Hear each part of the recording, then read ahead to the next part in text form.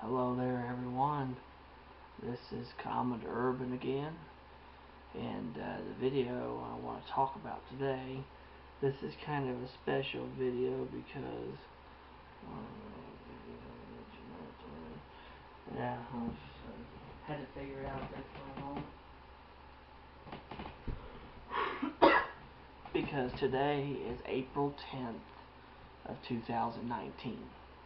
Now, to some people, this is just a date, but if you're a ship geek like I am, then today, April the 10th, has a special meaning because 107 years ago today at noon, one of the greatest ships the world had ever seen set sailed on her maiden voyage. And I'm talking about the lady right back there on my headboard, not the Fantasy either. I'm talking about the Royal Mail steamer Titanic. That's right. 107 years ago today, that ship left Europe at the start of what was supposed to have been a glorious career for the world's most luxurious ocean liner. But sadly, as we all know, several days later, the almighty unsinkable Titanic would be sitting on the bottom of the North Atlantic, torn apart into two main sections, along with thousands of other parts of her scattered all over the place, after what she would receive as the fatal wounds that would end her life before it truly even began. So, why are we talking about the Titanic? Well, really, the Titanic is just a story that has transisted through time. It's just one of those things that has always been very fascinating to the human, to us as people. It's a story of humility. It's a story of sacrifice. It's a story of tragedy, and it is a tragedy. It's a Greek tragedy. You have all these little events that led up to the one big event. The sinking of the Titanic. Before that happened, you had these little events that popped up, like the collision between the Hawk and the Olympic, and then later on the Olympic losing a propeller at sea. And then you also had the high winds during the day when the Titanic was supposed to be scheduled to go out to do her sea trials, but because of high winds she couldn't leave the port of Belfast. And then you also had the coal fire, which started in the forward bunker or whatever of the ship, and that was not put out until a day before the Titanic would cross paths with the iceberg that would ultimately seal her fate. So you have all these little events that led up to the one big event of the sinking of the Titanic. And so, what are we going to be talking about that's going to be new? Well, probably not that new, but we're just going to be, throughout the week, I'll be doing videos about the Titanic. And this is just an introduction video because today is the official start of what would be the anniversary week for the Royal Mail steamer Titanic. So I figured I'd talk a little bit about, just the general history of the Titanic. And if you've never heard of the Titanic and it's the first time, this is just kind of a crash course about the ship. The Titanic, she was built in Belfast, Ireland by the Harland and Wolff shipyards. She was 882 feet 9 inches in length. She displaced over 46,000 gross tons.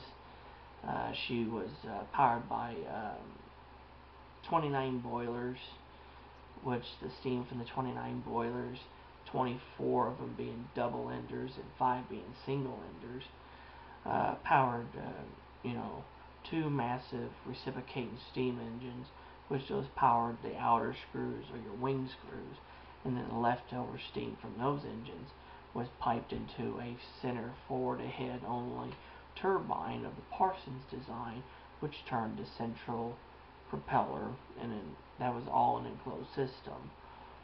So, and also she was claimed to be the largest, the safest, and the most luxurious ship afloat.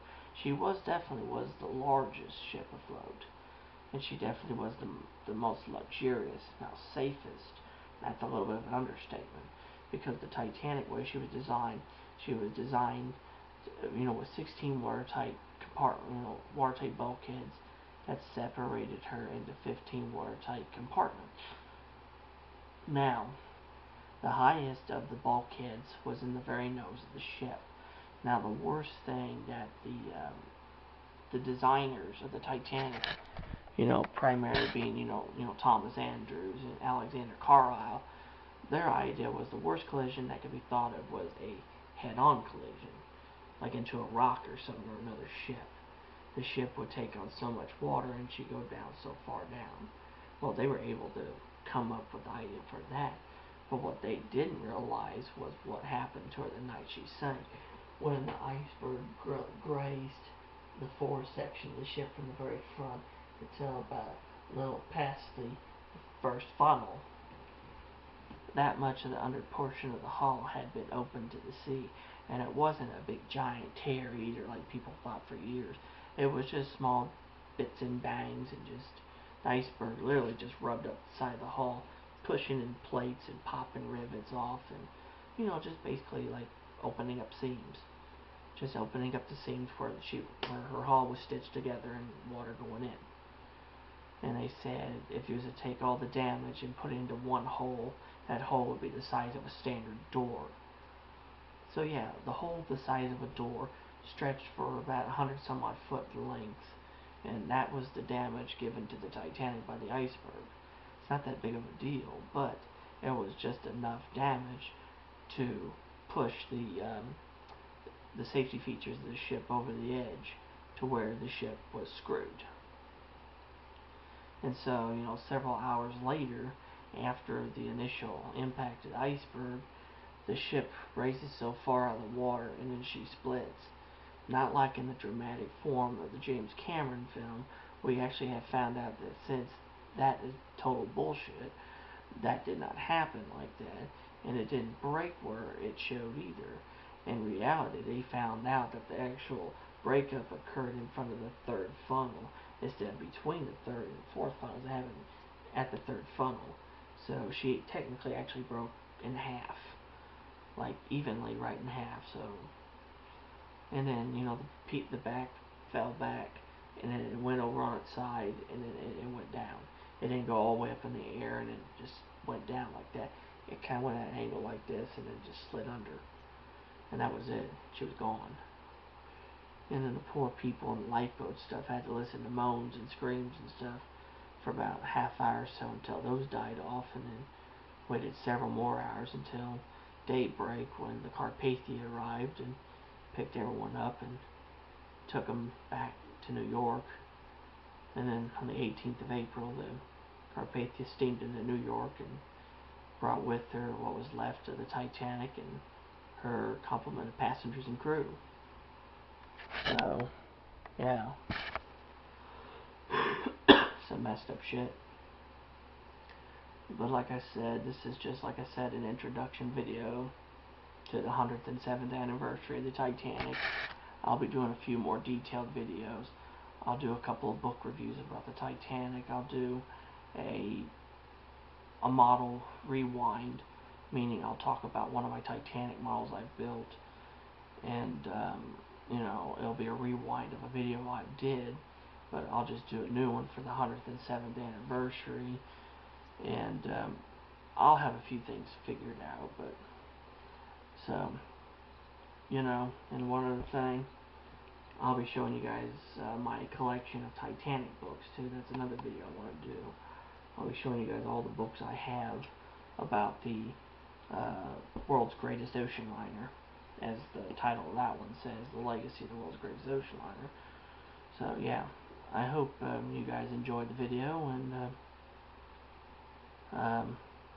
and if you're new to the channel, and you like what you're seeing, turn on your notifications and hit the subscribe button and become part of my crew, and then you'll never miss a video again.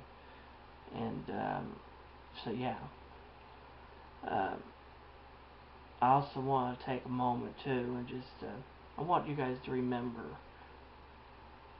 just if you want to, go ahead and pause the video and just take a moment of silence to remember the 1,500 lives that were lost when the Titanic went down on the 14th, not the 14th, but the 15th of April of 1912.